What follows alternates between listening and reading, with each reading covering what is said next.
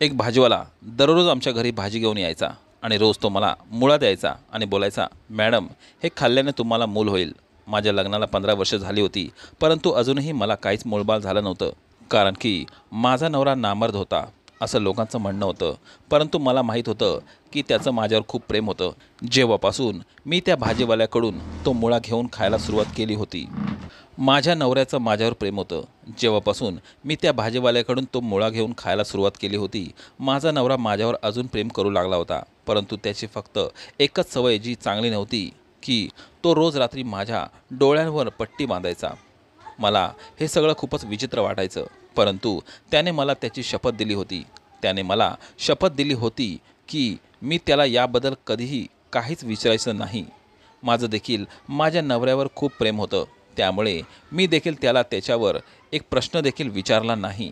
दिवसभर तर तो घराच्या बाहेर असायचा, परंतु जेव्हा रात्री तो खोलीत यायचा तेव्हा माझ्या डोळ्यांवर पट्टी बांधायचा.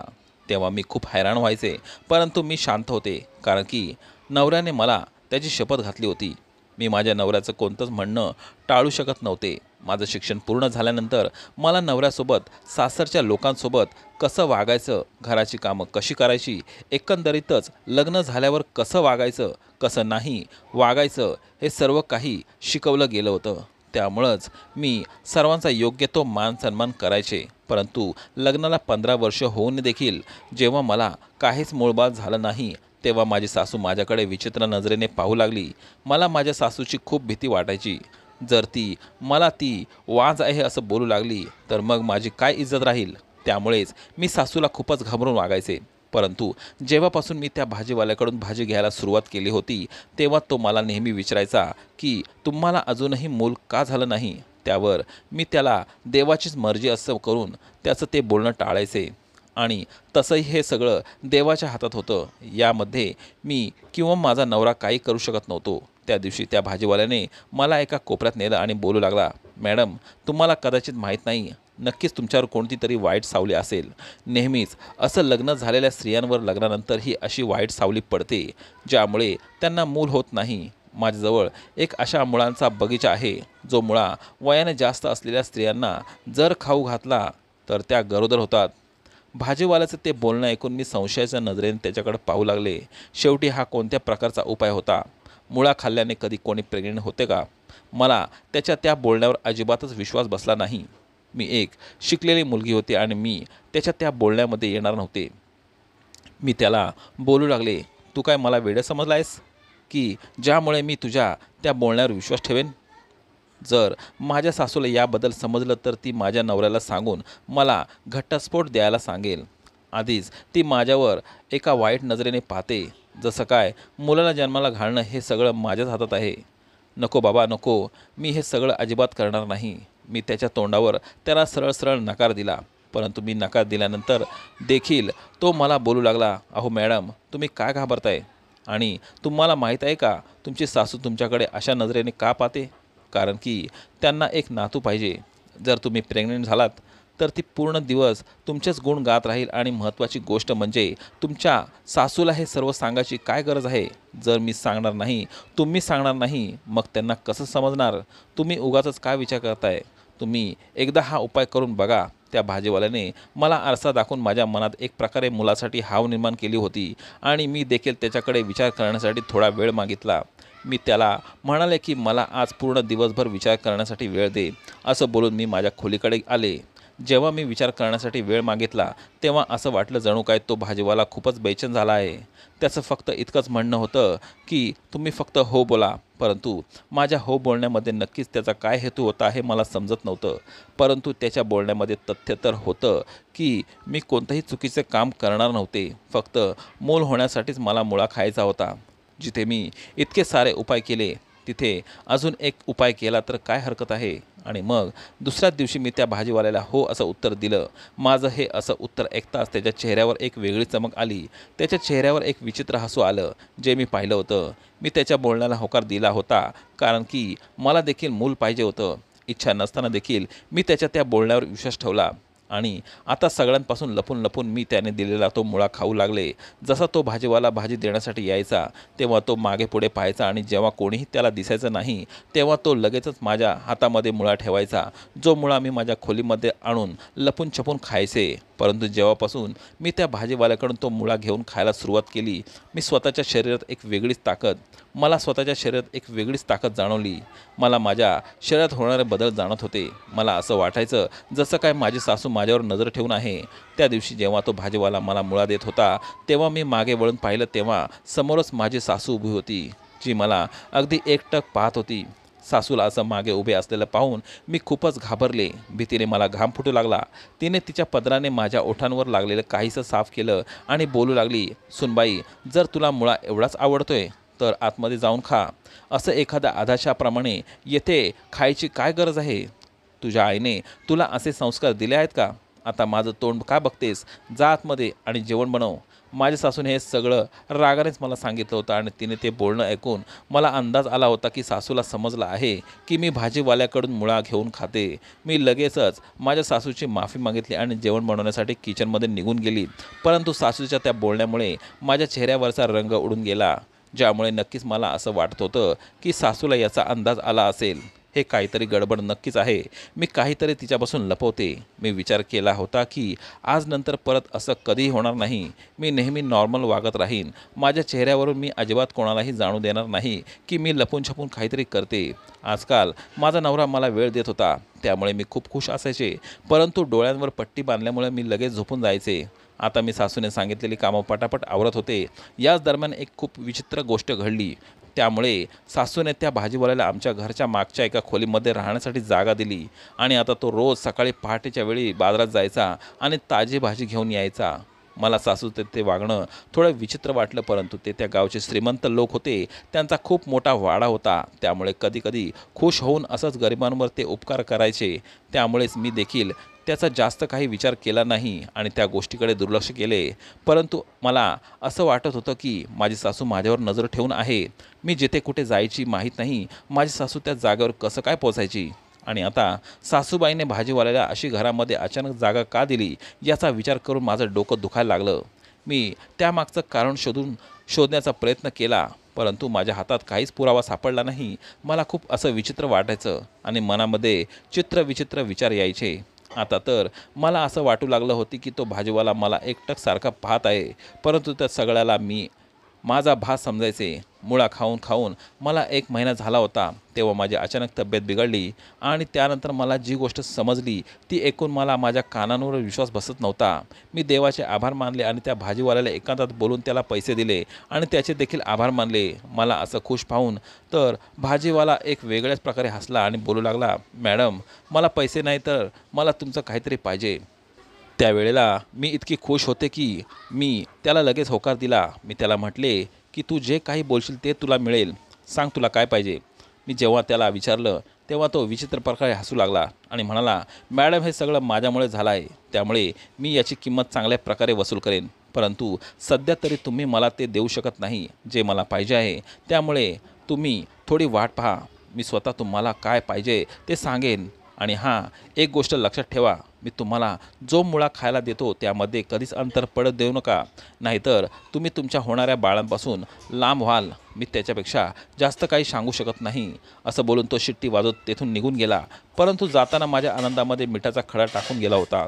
आता मी चुकूनही मुळा खायचं विसरू शकत नव्हते, कारण की मला इतक्या वर्षानंतर हे सुख मिळालं होतं. या आनंदाच्या बातमीमुळे घरामध्ये माझी सासू सर्वांना मिठाई वाटत होती, गरिबांना दान देत होती, वाडा फुलांनी सजवला गेला होता, पूर्ण गावासाठी जेवण ठेवलं होतं.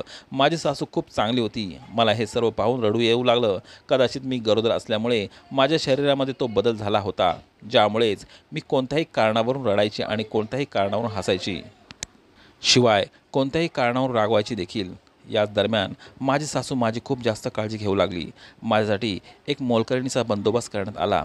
अचानक तिची माझ्याबद्दलची काळजी खूप वाढू लागली होती. त्या भाजीवाल्याने बरोबर सांगितलं होतं की मी गरोदर आहे.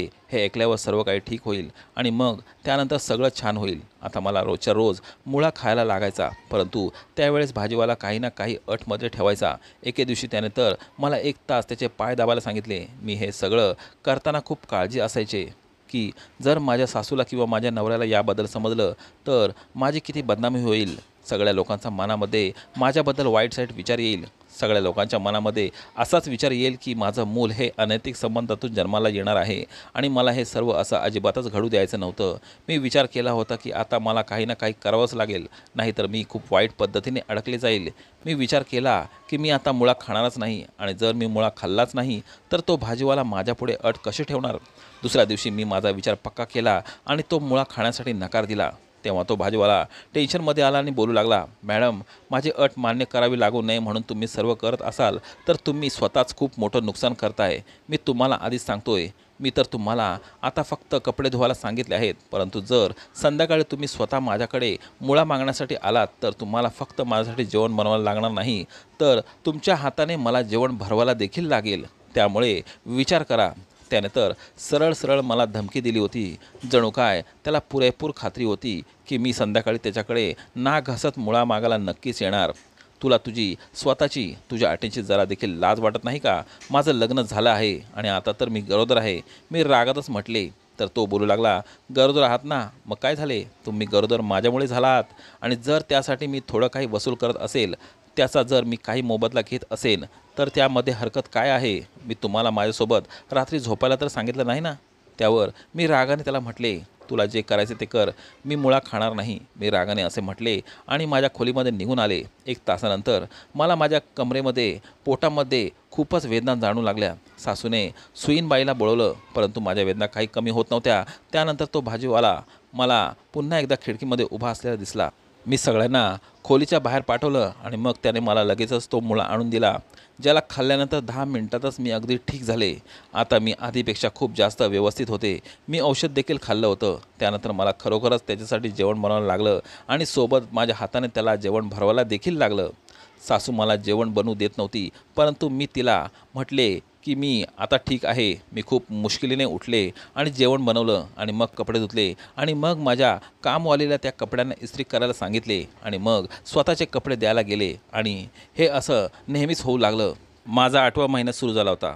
सर्वजण येणाऱ्या बाळासाठी शॉपिंग करत होते आणि मी देखील खूप खुश होते. एकदा का हे बाळ जन्माला आलं की मग त्या भाजीवाल्याचे मी असे हाल करेन की त्याला ते पूर्ण आयुष्यभर लक्षात राहील. आणि तसंही मागचे काही दिवस माझ्यासाठी खूपच कठीण गेले होते. मला माझ्या नवऱ्याचं काम करण्याऐवजी त्या भाजीवाल्याचे सर्व कामं करावे लागत होती आणि ते देखील लपून छपून. मी फक्त एवढीच प्रार्थना करत होते, माझं मूल सही सलामत या जगामध्ये येऊ देत. परंतु त्याच वेळीत एक विचित्र घटना घडली. माझ्या पायांना सूज येऊ लागली. मी अंगणात बसून माझ्या मोलकरणीकडून माझ्या पायाची मालिश करून घेत होते की इतक्यातच बाहेरून भांडणाचा आवाज ऐकू लागला. मी माझ्या मोलकरणीला बाजूला केले आणि स्वतः जाऊन बाहेर पाहू लागले, जिथे तो भाजीवाला माझ्या सासूसोबत भांडण करत होता.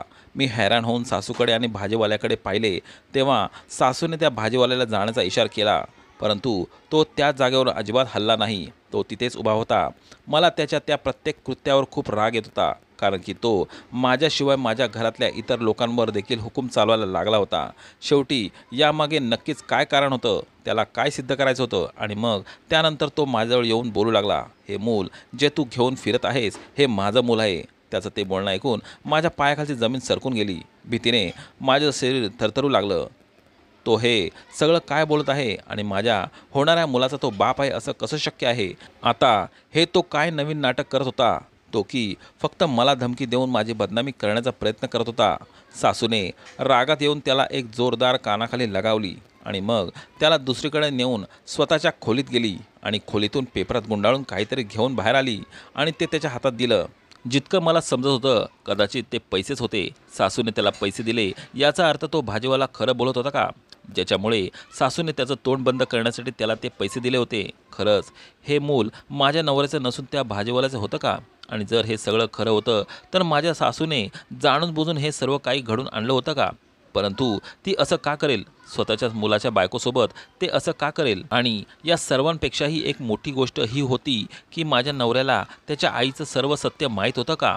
तो देखील या सर्व गोष्टींमध्ये सामील होता. परंतु एखादा नवरा कसा एखाद्या परपुरुषाला स्वतःच्या बायकोच्या जवळ जाऊन देईल? मी त्याची बायको होते आणि माझा वापर दुसरा कोणी करेल हे त्याला कसं सहन होईल? हे तो कसं काय सहन करू शकेल? या सगळ्यांचा विचार करून माझी तब्येत खराब होऊ लागली. दुसऱ्या दिवशी मला खूप ताप भरला. सर्व लोक इकडून तिकडून माझ्यासाठी धावत होते. माझा नवरा तर इतका टेन्शनमध्ये आला होता, ज्याला पाहून मी अंदाज लावला होता की त्याला त्याच्या आईच्या कृत्याबद्दल काहीच माहिती नाही. आणि आता हे देखील कन्फर्म करायचं होतं की होणारं हे मूल खरंच त्या भाजीवाल्याचं होतं की माझ्या नवऱ्याचं. कारण की मला तर असा कोणताच प्रसंग आठवत नव्हता की ज्यामुळे मी असे बोलू शकेल की ते मूल त्या भाजीवाल्याचं होतं. रोज रात्री माझा नवराच माझ्यासोबत असायचा. मला माझ्या नवऱ्याला सरळ सरळ सगळं स्पष्ट विचारून स्वतःचीच लाज घालवायची नव्हती. मी विचार केला होता की मी अशा प्रकारे प्लॅन बनवेल ज्यामुळे खरं काय आहे हे मला समजेल. सोबतच माझ्या नवऱ्याला वाईट देखील वाटत नाही. मी बाळ जन्माला आल्यानंतर लपून छपून त्याची DNA टेस्ट करण्याबद्दल विचार केला, कारण की असं गरजेचं नाही की आपण जो विचार करतो तसंच होतं. आणि माझ्यासोबत तर याहीपेक्षा खूप वाईट होणार होतं. एक असं सत्य माझ्यासमोर येणार होतं ज्याबद्दल मी कधीच स्वप्नात देखील विचार केला नव्हता. त्यानंतर थोड्या दिवसानंतर सगळं काही व्यवस्थित झालं. परंतु त्या दिवशी माझी सासू घरात हजर नव्हती. मला कोणीही घरामध्ये नोकर देखील दिसत नव्हते आणि माझा नवरा तर रात्रीच यायचा. आता मी खोलीतच गेले होते की इतक्यात माझ्या खोलीमध्ये कोणीतरी आलं. याच्या आधी मी त्याला बघू शकेन त्याने माझ्या तोंडावर रुमाल ठेवला आणि मला बेशुद्ध केले. त्यानंतर मला माहीत नाही किती वेळ मी बेशुद्ध होते. जेव्हा माझे डोळे उघडले तेव्हा मी खूप छान अशा खोलीमध्ये होते. मी घाबरून दरवाजा उघडण्याचा प्रयत्न केला, परंतु माझा तो प्रयत्न अयशस्वी ठरला. मी अंथरुणावरून बसून रडू लागले. मला माहीत होतं की हे सगळं त्या भाजीवाल्याचंच काम आहे. कदाचित माझी सासू देखील या सर्व कटामध्ये सामील आहे. मला माहीत नव्हतं की ते दोघं मिळून नक्की काय करत होते. त्यांना माझ्याकडून काय पाहिजे होते. पाहिलं तर त्या भाजीवाल्याने मला नक्की काय खाऊ घातलं ज्यामुळे मी प्रेग्नंट झाले. आणि मग त्यानंतर तो मला ब्लॅकमेल करत होता. आणि मग माझी सासू त्या भाजीवाल्याचं बोलणं ऐकून त्याला खूप सारे पैसे देत होती. सोबतच माझी काळजी देखील घ्यायची. हे सर्व काही माझ्या विचार करण्याच्या पलीकडचं होतं. आणि आता मला असं अचानक किडनॅप केलं जाणं हे सर्व काही खूप विचित्र होतं. जर कोणाला मी अशी गायब झाले आहे हे समजलं असतं तर सर्वजण मला पळून गेले किंवा मी एक चरित्रहीन स्त्री आहे असं समजतील. विचार करून मी खूप जास्त रडू लागले. आणि मग अचानक दरवाजा उघडला आणि माझ्या संशयाप्रमाणे तो भाजीवाला होता. त्याला पाहताच मी त्याच्यासमोर हात जोडले. मी त्याला बोलू लागले की मला जाऊ दे. मी तुझं काय वाईट केलं आहे? का तू मला सर्वांच्या नजरेत खाली पाडण्याचा प्रयत्न करतोयस? मी कोणालाही काहीच सांगणार नाही. मी त्याच्याकडे विनवणी करत होते, परंतु तो शांत होता. फक्त माझ्याकडे एकटक पाहत होता. मी त्याला बोलू लागले, हे बघ, तू जितके सांगशील तितके पैसे द्यायला मी तयार आहे, परंतु माझ्यासोबत असं काही वाईट साईट करू नकोस. माझ्यावर कोणताही दबाव लावू नकोस. जर मी घरी गेले नाही तर सर्वांना मी चरित्रहीन आहे असंच वाटेल. मी तुझ्यापुढे हात जोडते. मला सोडून दे. मी तुझं सर्व ऐकेन. मी तुझी सगळी कामं करेन, परंतु मला जाऊ देत. या वेळेला त्याने माझं बोलणं अगदी व्यवस्थित ऐकून तो हसू लागला आणि मग बोलू लागला, हे तर सगळं तुझ्यासमोर सत्य आल्यानंतर तू स्वतःच्या मर्जीनेच करशील, त्यामुळे त्याची मला काही काळजी नाही. परंतु आता मी तुला जे सत्य सांगणार आहे त्याला अगदी व्यवस्थित ऐक, कारण की मी तुला फक्त ऐकवणार नाही तर त्याचे पुरावे देखील दाखवणार आहे. सर्व सत्य सांगितल्यानंतर मी स्वतः तुला तुझ्या घरी सोडेन, परंतु त्यानंतर तुला स्वतःला तुझ्या घरी जाण्याची इच्छा देखील राहणार नाही. असं बोलून तो भाजीवाला पुढे बोलू लागला. माझा संबंध त्याच गावाशी आहे जिथे तुझं लग्न झालं होतं आणि ही सगळी लग्नाच्या आधीची गोष्ट आहे. माझा बाप दारू प्यायचा, ज्यामुळेच तो त्याच्या मुलीला जुगारामध्ये हरला होता. आणि जेव्हा ते लोक त्या मुलीला घ्यायला आले तेव्हा मी माझ्या बहिणीला वाचवण्यासाठी माझ्या बापाला त्यांच्या हवाली केलं आणि बोलू लागलो, पाहिजे तर तुम्ही याला मारून टाका, परंतु माझ्या बहिणीला सोडा. परंतु ती 4 मुलं माझं काहीच ऐकले नाही. मी त्यांच्या डोक्यामध्ये काठीने मारलं आणि माझ्या बहिणीला या वाड्यामध्ये घेऊन आलो जिथे माझी शालिनी मावशी होती. मी तिच्यापुढे मदतीची भीक मागली तेव्हा तिने माझ्यापुढे एक अट ठेवली. मी ती अट न ऐकताच तिची अट मान्य केली. तिने त्या मुलांना जेलमध्ये पाठवलं. माझ्या वडिलांना दारू न मिळाल्यामुळे त्यांनी रागात येऊन आत्महत्या केली. त्यानंतर मी लगेचच माझ्या बहिणीचे लग्न लावून दिले. परंतु शालिनी मावशीची ती अट ऐकून मी हैराण झालो. ती जसं सांगायची मी तसंच करत गेलो. तिचा मुलगा नामर्द होता. याच्या आधी त्याचे 3 घटस्फोट झाले होते. यावेळी तिने मला लग्न करण्यास सांगितले, परंतु जगाच्या समोर लग्न अनुजचं झालं होतं, जो तिचा मुलगा होता. परंतु खरं तर लग्न तुझं आणि माझं झालं होतं. माझं देखील नाव अनुज आहे. तुझ्या सासूने मला सांगितलं होतं की लगेचच मूल जन्माला घालू नकोस, तर थोड्या वेळानंतर मुलाला जन्माला घाल, ज्यामुळे तू मुठीत राहशील आणि नेहमीच तिला घाबरून राहशील. अनुज तुझ्या डोळ्यांवर पट्टी बांधायचा तेव्हा मी खोलीमध्ये असायचो आणि तो तेथून निघून जायचा. तो फक्त एक चांगला नवरा आहे असं दाखवण्याचा प्रयत्न करायचा. शालिनी मावशी, तुझ्या जेवणामध्ये असं औषध मिक्स करायची ज्यामुळे तुला ताकद यायची, परंतु तू गरोदर राहू शकत नव्हतीस. परंतु जेव्हा तिने मला सांगितलं की तिला मूल पाहिजे, नातू पाहिजे, तेव्हा मी त्या मुळ्यामध्ये तू लवकर गरोदर व्हावीस यासाठी औषध फवारायचो, ज्यामुळे तू आता प्रेग्नंट होणार होतीस. परंतु जेव्हा प्रेग्नंट झाली तेव्हा मी कोणतेही औषध फवारत नव्हतो, जेणेकरून मुलाला काही नुकसान होऊ नये. आणि तसंही मला माझ्या मुलाला नुकसान पोचू काय मिळणार होतं. त्या दिवशी तू मुळा खायला नकार दिला होतास तेव्हा मी घाबरलो की माझं हे रहस्य सर्वांसमोर येईल. त्यामुळे त्यावेळी मी तुला असं काहीही बोललो, परंतु जेव्हा त्रास झाला तेव्हा मला समजलं का सुरुवातीला होतंच असं. आणि जेव्हा तू माझ्यासाठी काम करायचीस तेव्हा मला खूप बरं वाटायचं. त्या दिवशी मी शालिनी मावशीला सांगितलं, आता मी हे नाटक अजून करू शकत नाही, मला मूल होणार आहे. मला माझ्या बायकोला सगळं खरं खरं सांगायचं आहे, कारण की ती आता माझ्या तिरस्कार करू लागली आहे, जे मला सहन होत नाही. परंतु तिने पैसे दाखवून मला धमकी दिली, जर तू असं काही केलंस तर ती माझं मूल पाडून टाकेल आणि मुलाला मारून टाकेल. मी आता घाबरलो, त्यामुळेच मी तिथून निघून आलो. परंतु आता तुला तिथे सोडणे हे एखाद्या धोक्यापेक्षा कमी नव्हतं, त्यामुळेच मी तुला किडनॅप केले. शालिनी मावशी आता काही करू शकत नव्हती. तिला माहीत आहे की मी तुला घेऊन आलो आहे आणि तिला तुझी काळजी नाही. तिला फक्त ते मूल दाखवून हे सिद्ध करायचं होतं की तिच्या मुलामध्ये काही खोट नाही. त्या मुलीच वांस होत्या आणि तिला तिच्या मुलाची इज्जत सर्वांमध्ये साबूत ठेवायची होती. त्यामुळेच तिने सर्व नाटक केलं होतं. जेव्हा तो शांत झाला तेव्हा मी अगदी निर्जीव होऊन जागेवरच बसले. माझ्या सासूने माझ्यासोबत किती मोठा खेळ खेळला होता, फक्त तिनेच नाही तर माझ्या नवऱ्याने देखील. परंतु माझा खरा नवरा माझ्या आसपास होता, त्यामुळे मला काही त्रास झाला नाही. आता मला परत तिथे जायचं नव्हतं, परंतु मला त्या मायलेकांचा खरा चेहरा संपूर्ण जगासमोर आणायचा होता. मी माझ्या खऱ्या नवऱ्यासोबत शहरात राहत होते. शालिनी मावशी पुन्हा आमच्या जवळ आली आणि काही कोणालाही न सांगण्याची धमकी देऊन गेली. जेव्हा माझं मूल जन्माला आलं त्यावेळी मी माझ्या नवऱ्याची आणि मुलाची DNA टेस्ट केली आणि गावाला जाऊन सर्वांना सगळं काही खरं खरं सांगितलं. शालिनीचा खरा चेहरा सर्वांसमोर आणला आणि तिने कशा प्रकारे तिच्या मुलाचं ते रहस्य लपवण्यासाठी माझ्या नवऱ्याला माझ्यापासून लांब ठेवलं. आणि जर यामध्येच काही वाईट झालं असतं तर मी स्वतःला कधीच माफ करू शकले नसते. सर्व लोकांनी शालिनीवर थू थू केली आणि तिच्या मुलाला देखील खूप काही वाईट साईट बोलले. नाईलाजानं त्या देखील खूप वाईट साईट बोलल्या. नाईलाजाने त्या दोघांनाही ते गाव सोडावं लागलं. आता मी आणि माझा नवरा त्याच वाड्यात राहतो आणि आम्ही दोघे आमच्या आयुष्यात खूप खुश आहोत. माझ्या नवऱ्याने हे सर्व त्याच्या बहिणीचा जीव वाचवण्याचं केलं होतं, त्यामुळेच मी त्याला माफ केलं आणि तो तर नेहमीच माझ्यासोबत असायचा. तुम्हाला काय वाटतंय की शालिनीने तिच्या मुलाचं ते रहस्य लपवून माझ्यासोबत इतका घाणेरडा खेळ ठेवून योग्य केलं होतं का? माझ्या नवऱ्याने भाजीवाला बनून स्वतःच्या बहिणीला वाचवण्यासाठी माझ्यासोबत जे काही केलं ते योग्य केलं होतं का? मी त्याला माफ करून योग्य केलं का नाही? मला त्याला सोडून द्यायला पाहिजे होतं. तुम्हाला काय वाटतं? तुमचं मत कॉमेंटमध्ये नक्कीच कळवा. मित्रांनो, जर तुम्हाला ही कथा आवडली असेल तर व्हिडिओला लाईक आणि अशा छान छान कथा पाहण्यासाठी चॅनलला सबस्क्राईब करा. धन्यवाद.